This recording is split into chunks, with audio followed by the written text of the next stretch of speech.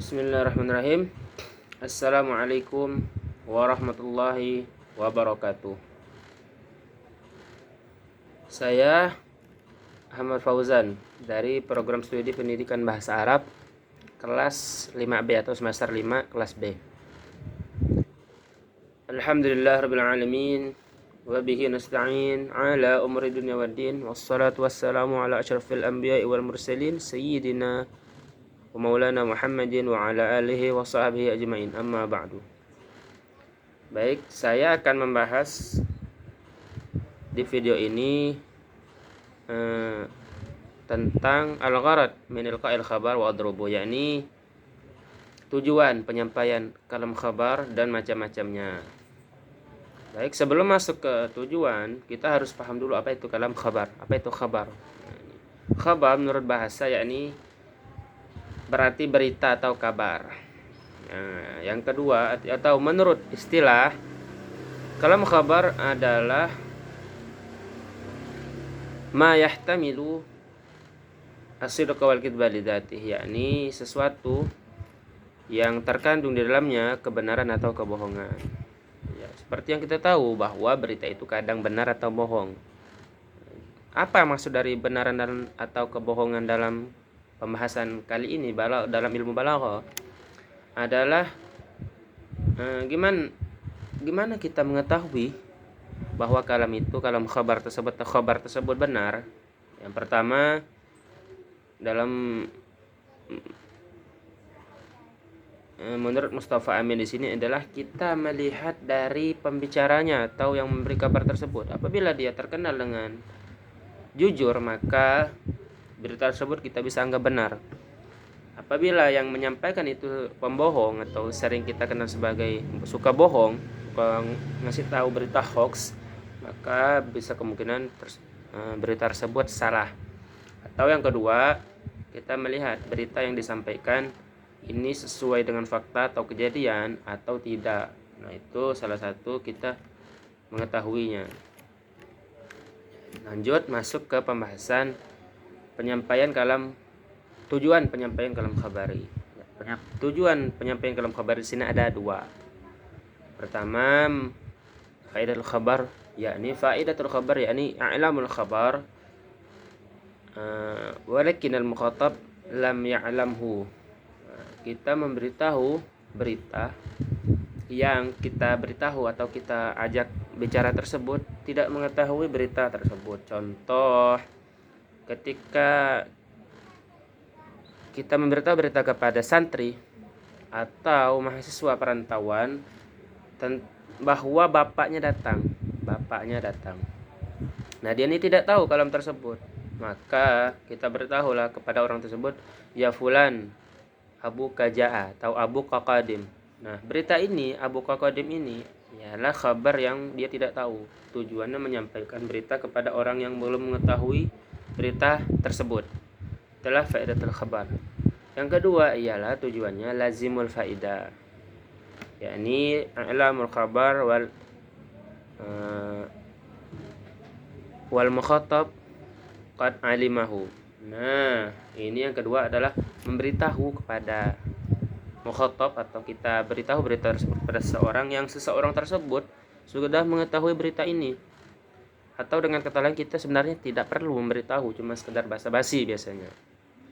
Contoh di sini adalah qad nahatta min naumikal yauma mubakkirat. Kau hari ini bangun pagi sekali. Atau contoh lain dalam bahasa Indonesia, enak tuh makanannya tuh. Nah, bahwa enak makanan itu kita kan memberitahu tuh, ngasih tahu.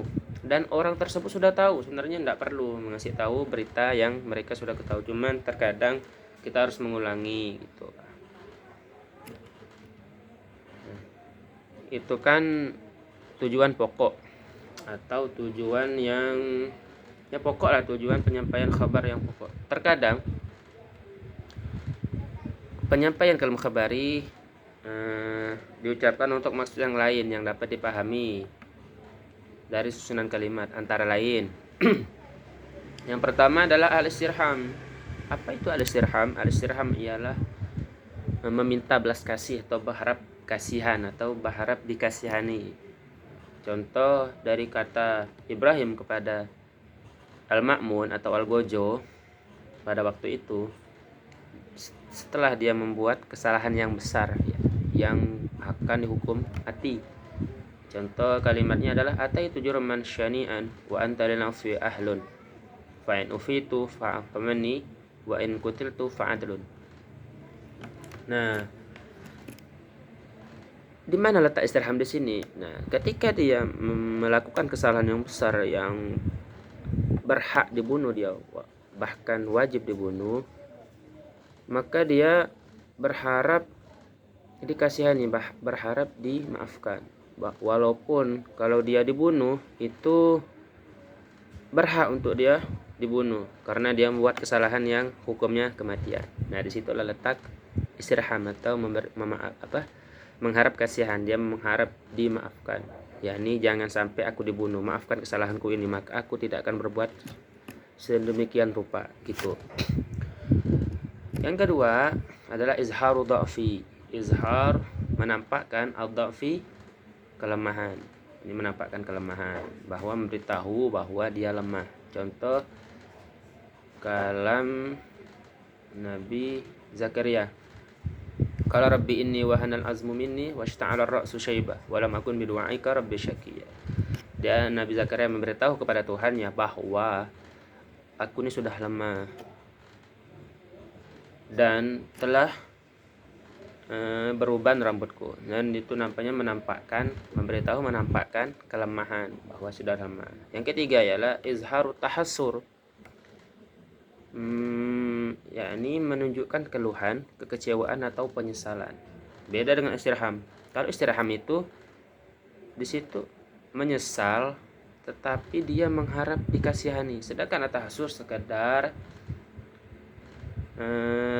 memberitahu bahwa dia menyesal gitu. Contoh kalam Nabi Yunus, ketika dia pergi dalam keadaan marah, dia suuzon bahwa dia yakin sekali bahwa dia tidak mungkin disesatkan atau disulitkan oleh Allah. Padahal Allah itu bisa melakukan apa saja. Ketika dia pergi dalam keadaan marah, maka Allah bisa jadi menyulitkan tujuan pergian tersebut. Maka di sini Nabi Yunus nyesal. Nah, maka dia memberitahu, subhanaka inni kuntu minaz zalimin, ya Allah, aku ini sudah zalim karena sudah suuzon. Tuh, dia nyesal. Kalimat nyesalnya ini, la ilaha illa anta subhanaka inni kuntu minaz zalimin. Ya Allah, aku sebenarnya sudah berbuat zalim, nyesal dia melakukan hal tersebut. Izharu ta'assur. Terus yang keempat ialah al-fakhr. Ini bangga, ngomong satu kebanggaan, atau ya segitu dibilang sombong lah di sini. Contoh dari kalamnya dalam Quran tersebut, surat Al-Hud ayat 11, yang artinya ketika dia diberikan wala in ataknahu na'ma abadarra'a la yakulanna zahaba as-sayyi'atu anni innahu lafarihun fakhur. Ketika dia diberikan kenikmatan, maka mereka berkata seakan-akan bencana atau kejelekan telah pergi dariku. Maka dia sangatlah bangga, gembira dan bangga. Di sini bahwa harusnya mereka itu bersyukur, bukannya bangga. Dan disitulah letak kebanggaan mereka, seakan-akan ketika dia berikan kebanggaan, berikan kenikmatan, dia bangga, seakan-akan tak ada lagi bencana yang akan menimpaku. Itu adalah tujuan daripada penyampaian kalam khabari. Pembagian kalam khabari, nah di sini masuk ke pembagian kalam khabari wa adrubuh dan bagian-bagiannya. Yang pertama adalah kalam ibtidai. Kalam ibtidai yakni menyampaikan berita kepada seseorang yang orang tersebut tidak maksudnya tuh tidak perlu ditambah taukid, pasti percaya dengan berita kita. Ini kalam ibtidai, kalam yang tidak perlu taukid. Kita memberitahu, aku qadim, abangmu datang. Oh, pas mungkin paling dia nanya di mana. Nah, kita bilanglah di ruang tamu. Itu kalam ibtidai. Yang kedua adalah kalam tolabi. Kita memberitahu kepada seseorang yang orang tersebut ragu-ragu. Maka perlulah kita menambahkan taukid di dalamnya. Inna akhuka qadimun, sungguh abangmu telah datang. Yang ketiga adalah kalam ingkari, yang kita memberitahu dia ragu-ragu bahkan menolak berita kita yang kita sampaikan ini, dikira kita bual. Nah, itulah perlu penambahan taukid yang lebih dari satu. Sekian dari saya. Assalamualaikum warahmatullahi wabarakatuh.